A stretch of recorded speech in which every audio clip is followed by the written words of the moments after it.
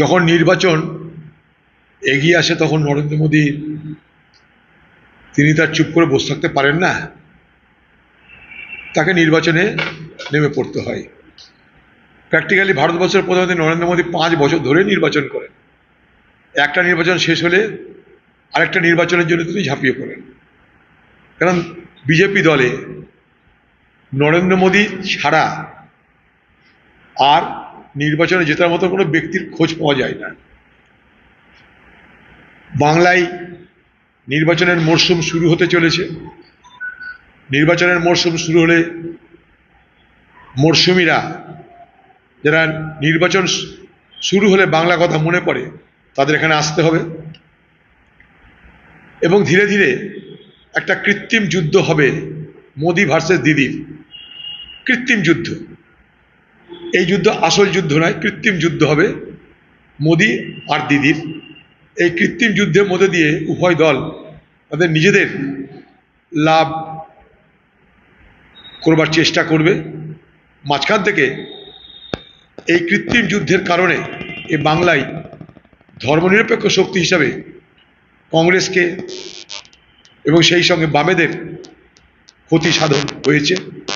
আগামী দিনে যাতে এই কৃত্রিম যুদ্ধের আবহে বাংলার মানুষ বিভ্রান্ত না হয়, দিদি আর মোদির মধ্যে যে কৃত্রিম যুদ্ধ তাতে যাতে বাংলার মানুষ বিভ্রান্ত না হয় বা প্রভাবিত না হয়, তার জন্য আমাদের আপ্রাণ চেষ্টা জারি থাকবে।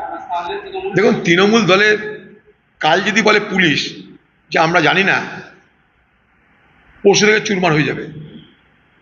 এখানকার পুলিশ বাঁচিয়ে রেখেছে, দিদি সেই পুলিশকে খাতির করে, পুলিশ তার খাতিরে তৃণমূলকে খাতির করে। এই বাংলায় এই মুর্শিদাবাদে মূলত তৃণমূল পার্টিটা চালায় এখানকার পুলিশে। এখানকার থানায়, প্রত্যেকটা থানায় যারা অফিসার তারা ডাইরেক্ট সকলকে বলে সব তৃণমূল কোনো ঝামেলা থাকবে না, ডাইরেক্ট। কাঁদিতে একটা অফিসার আছে যে তৃণমূলের এমন দাঁড়ি করে, কংগ্রেসের লোকদের ডেকে ডেকে বলে, বামপন্থী লোকদেরকে ডেকে ডেকে বলে ভাই তৃণমূল করুন, ঝামেলা থাকবে না, নাহলে আমরা ঝামেলা করব। তাই মুর্শিদাবাদ জেলা যেমন সারা বাংলা জুড়ে পুলিশ আজ তৃণমূলকে রক্ষা করা, বৃদ্ধি করা, বাঁচানো, ভোটে জেতানোর ঠিকা নিয়ে নিয়েছে।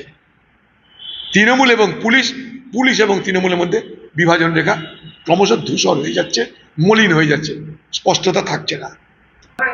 দেখুন, তৃণমূলের অপশাসনে পশ্চিমবঙ্গ ধ্বংস আর মোদির অপশাসনে দেশ ধ্বংস। মোদিজির অপশাসনে দেশ ধ্বংস হচ্ছে আর দিদির অপশাসনে রাজ্য ধ্বংস হচ্ছে। দুজনেই ধ্বংসের নায়ক এবং নায়িকা, কেউ দেশে, কেউ